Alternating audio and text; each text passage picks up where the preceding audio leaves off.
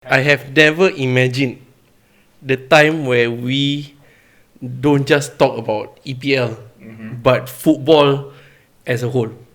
Actually, European Super League. But actually, I'm going to make a strong statement.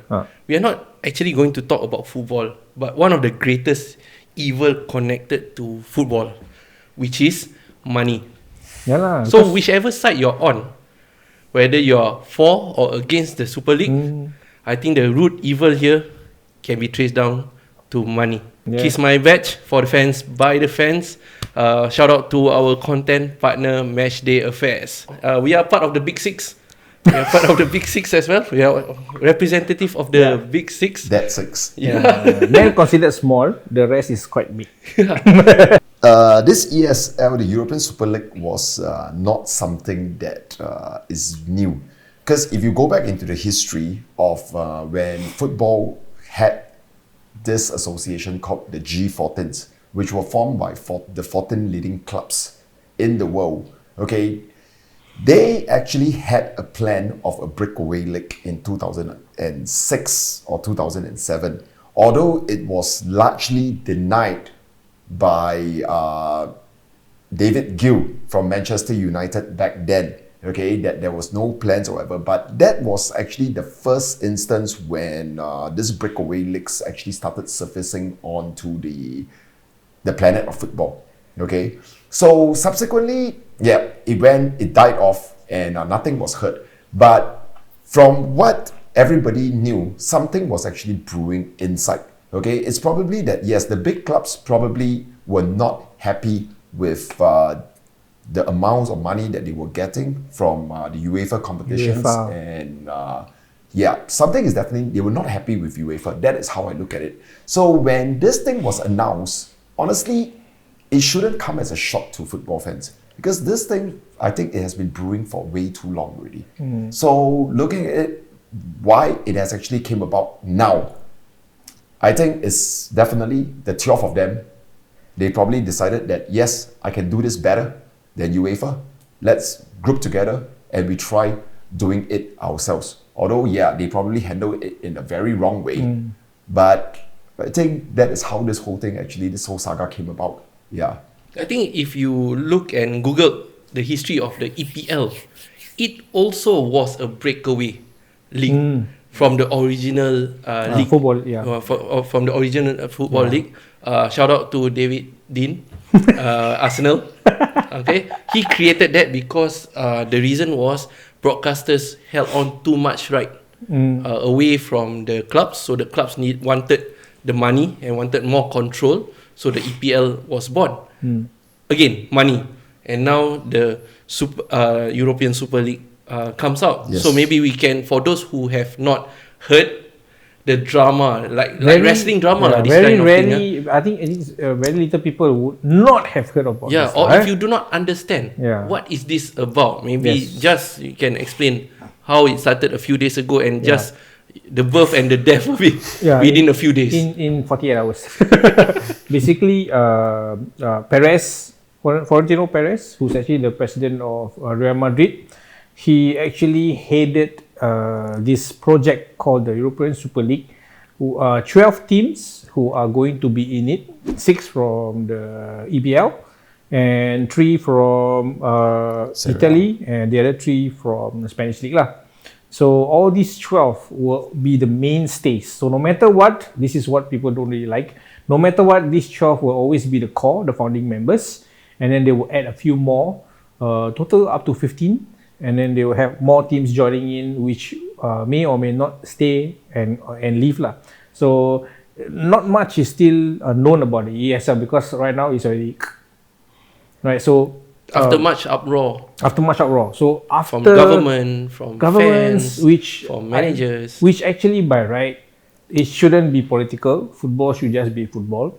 But the main thing is fans. A lot of uproar from fans, especially from the Italian teams, and of course, the English teams.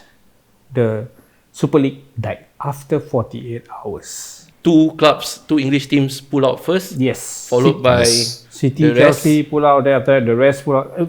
And then of course the only teams that are so-called still inside and we don't know whether they pull out already is Juve, Real and Barca. These three. Yes.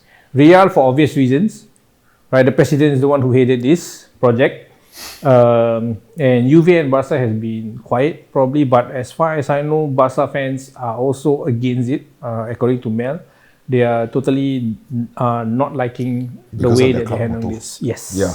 Anyway, mixed reactions for Spurs fan.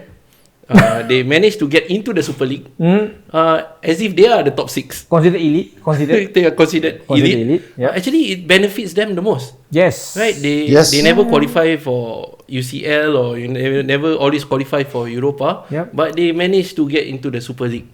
So money for them, Money for right? them. And also mixed feelings because their manager just got fired. It So they get the news of getting into the Super League, and then at the Yes. same time their manager get fired. Correct. I think this is ESL debacle is actually taking the news away from Jose Mourinho being fired by Spurs. Right, everybody is now talking about ESL. Nobody is talking about Spurs having no manager and having a young caretaker manager now at the moment.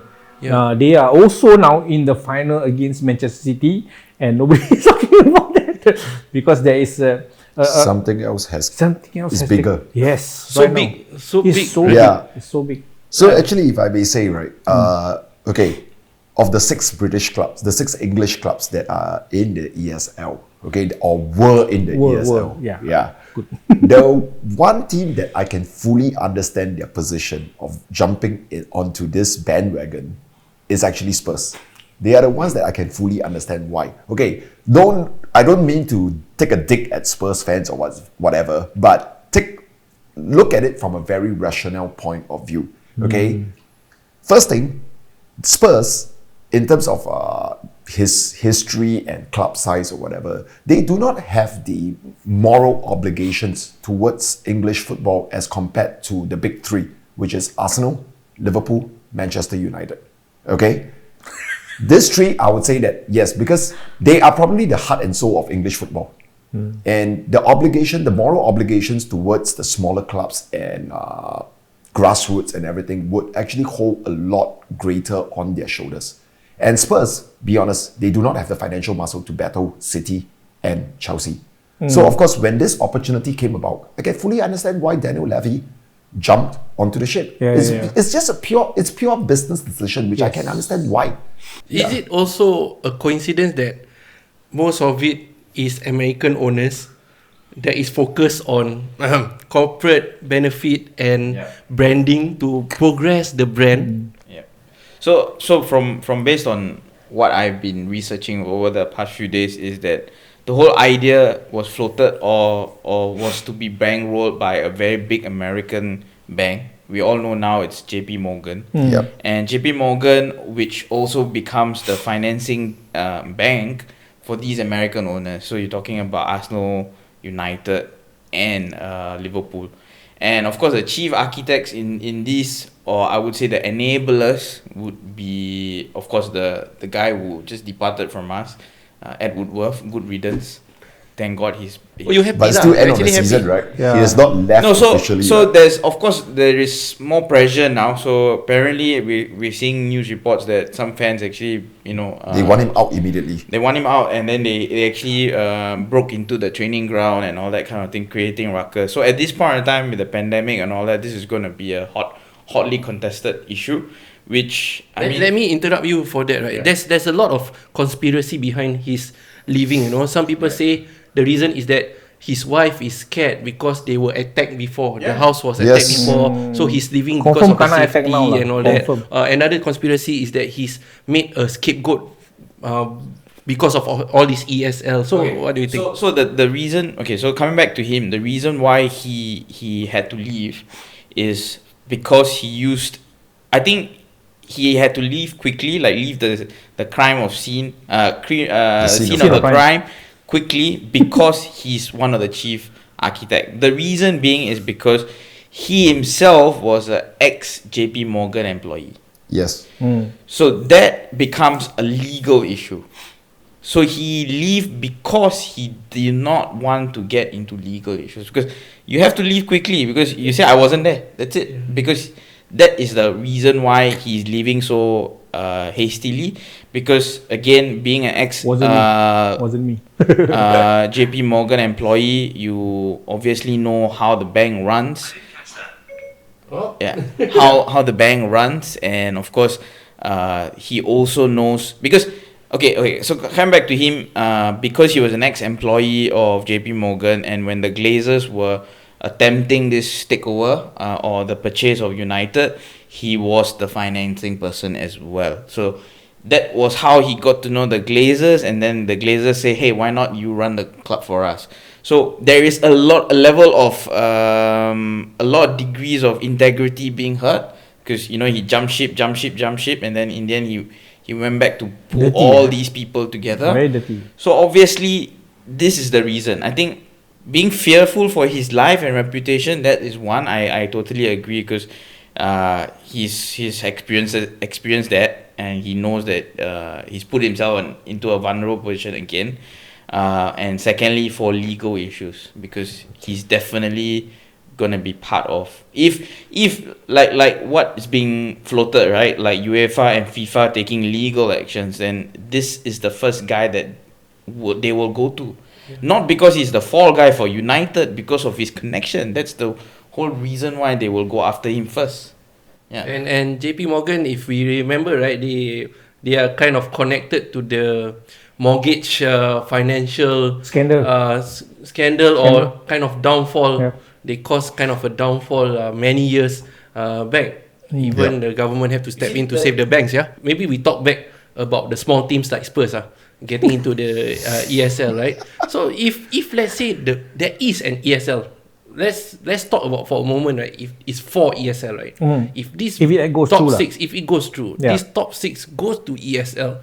Actually, it's a good thing for football, because West Ham can go into UCL. Yes, That's one of my take. Yeah, that's one of my take actually. I was These thinking small that teams like Spurs, West Ham and all that West can go Ham, into Leicester UCL and City, get. they go to UCL. It opens a lot of doors of opportunity for them, gives them the extra coverage. The thing is, I'm not really 100% for ESL, because I think it's the whole thing is still very, very dark. It's the way they do it is still handled badly and all that. But if it goes through, I think that there is actually a lot of opportunities there, not just for these teams, not just for the main 12 teams that are actually the mainstay teams, but for other teams. You go into UCL, let's say Leicester City. It's a fresh take of UCL.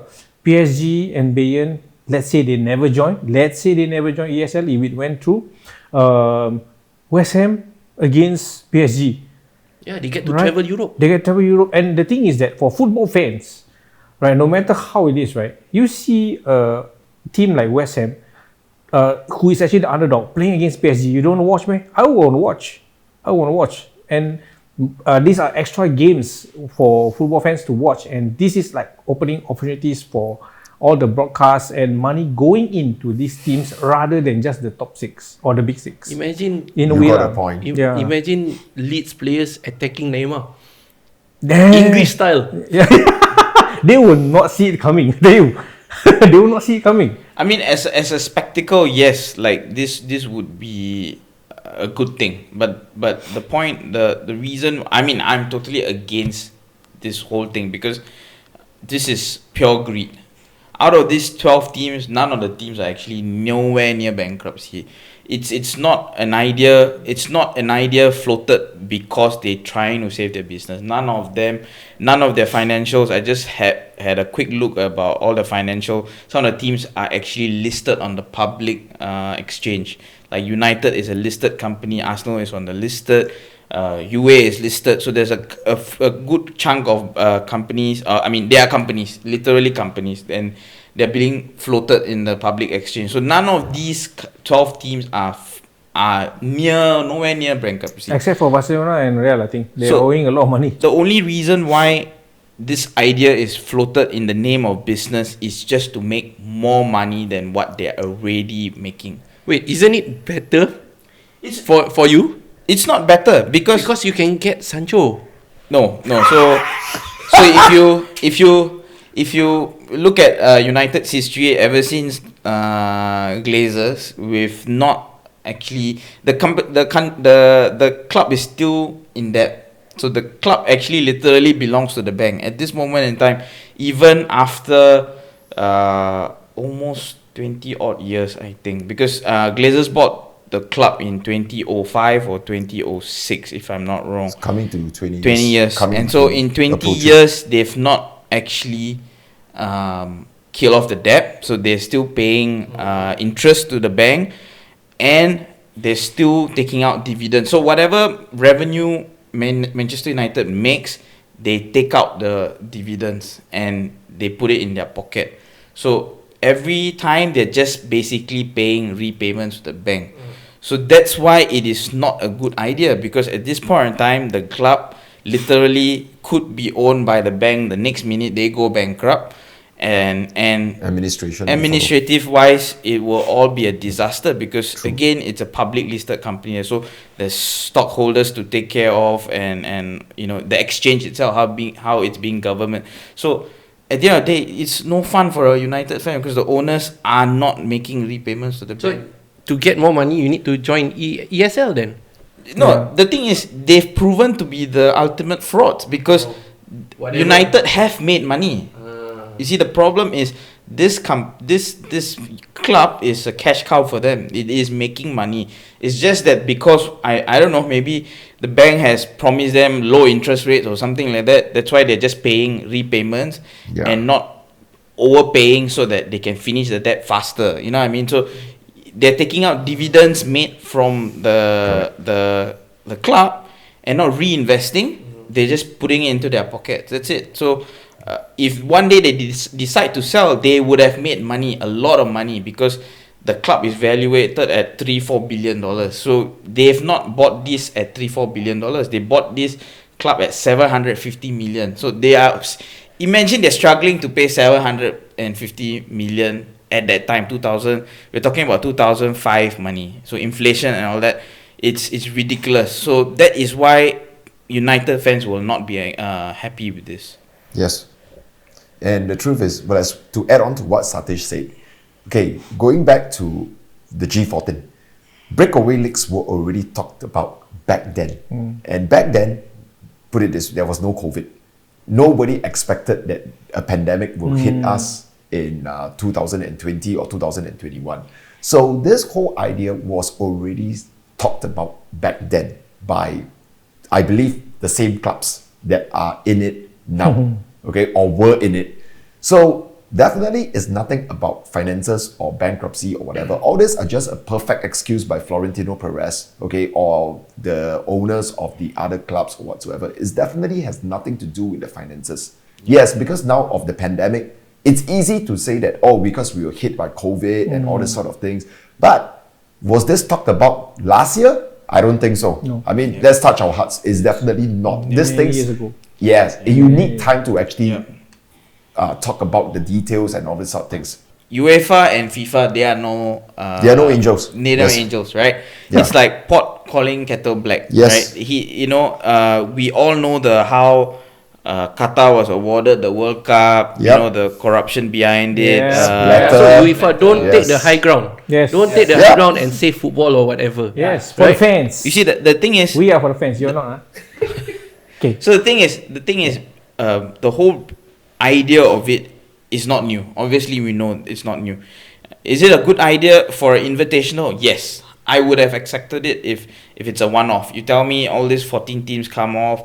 It's like your international champions cup, right? Yeah. Like post Pre-season. season, A pre-season pre-season kind of friendly. If Yeah. all 12 teams come in, play a seasonal one time, pay to watch, because COVID, right? We cannot travel, we cannot do all these expenses. If you say pay $20 per match, I'll do it, because it's fine. I mean, it's like a additional tournament, like a World Cup or a Euro. You see, the problem is the reason why there is a breakout league, or the whole idea it's being floated, is because the economics behind it. Yes. Because it's not about how to say, it's they're already making money, like on just staying in their own domestic leagues. They are all making money. It's the additional revenue that they may gain, because you're talking about these 12 teams, arguably the biggest 12 teams barring in the world. Bayern. Yeah, barring Bayern Munich. I mean, in terms of fan base, Yeah. right? In terms of fan base. yeah, So probably. imagine if they really break out, and then because there's no COVID, because there's COVID and fans cannot travel to each other's stadium, they can just easily introduce a Netflix kind of system where they can just bypass all the broadcasters and go direct to consumer. So they make 100%. They don't have to pay a cut to the telco. They don't have to pay a cut to the broadcasters. It goes direct to the pocket. It benefits only them and them only. Like, that's it. And they are the associated people. If this is not COVID times, that means fans get to travel. There are some owners who actually own properties around. You're talking about Arsenal owner, he probably has a hotel down the road. United, they have hotels down the road. So you're talking about all these things coming into play and the economics, the tourism behind it. So that's why it is the invisible hand working. They've planned it out very well because they caught us by surprise, but the economics behind it is huge. And on the flip side, those affected that they are scared that ESL might be successful will of course go against it hard. Not because for the love of football, Yes. but because of the love of money. No, because, for yeah, it's example, I true. think BT Sports, Yeah. Sky Sports. You think it's for the love of sports? No, man. Because No. if ESL, like you No. say, ESL has its own television rights. Yes. BT Sports, like you say, I think lot because it's Because BT Sports just announced, if for those who don't know, who didn't know about this, BT Sports actually recently, I think a couple of months ago, they just announced that they have secured the UCL rights until 2024 or 2025 for 1.2 billion pounds. So imagine if you are BT Sports now, having forked out this amount of money from your pockets, and then suddenly ESL comes about. What will you be thinking? It's like, oh no, I don't have my Liverpools, I don't have my Man U, I don't have my Real Madrids. Oh no, You have your I- Leicester, I you got have my your Leicester, West West Ham. Who's going to pay to watch it? Yeah, because that's essentially it. The fan base versus of a big Yeah. team versus a Leicester. You talk about West Ham. Okay, West Ham is a London club, so the affinity is very close to London, and of course, elsewhere in the world you will have a small fraction of it. But you talk about just a small country like Singapore, the huge margins of like the top four. Okay, Yeah. let's include Chelsea in the mix. I mean, of course, I mean the traditional fews used to be just United and Liverpool in the 90s, and then now after the 2000s you have the Chelseas and then you have the City. and all that lah. So they're all just small fractions. So the thing is, it's all the numbers game. It's, Yeah. it's Asian a Asian quantity- market. yeah, Asian it's a market. quantity Yeah. game. And you talk about India. India has a massive following for Manchester United, Liverpool. You talk China. about China, Yep. Malaysia. So if they were to just roll this Super League and then say, we bypass all broadcasters and then we go direct to your TV. Now you got Apple TV, you got all these streaming devices, you got so many The end. ways. You can say the yeah, end so of there BT is Sports, so Sky basically, Sports. Sky Yeah. Sports can close shop because there's no need to have broadcasters in the middle. It's direct to consumer. So, Actually, now that you say it, Satish, this just hit my head. Could Gary Neville and Jamie Carragher, could they actually be spokesperson for Sky Sports? Because they're working for Sky Sports. So could Yeah. they actually have been told by Sky Sports to actually come out? That's what I'm Yeah. thinking. To I'm actually, already thinking about to actually, this. to Yeah. disrupt this whole ESL Yeah. and to I mean- actually basically give all the negative remarks The about rant- ESL. I'm blown. and all that. I question everything. if the big teams go and just create their own league, all the other clubs will die. The impact will be massive because you're taking out basically the pleasure out of the game.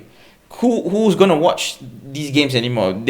After 1-2 season, Leicester versus Bayern Munich, for example, it will get boring because your top 12 is always playing week in week out. They'll rather watch that.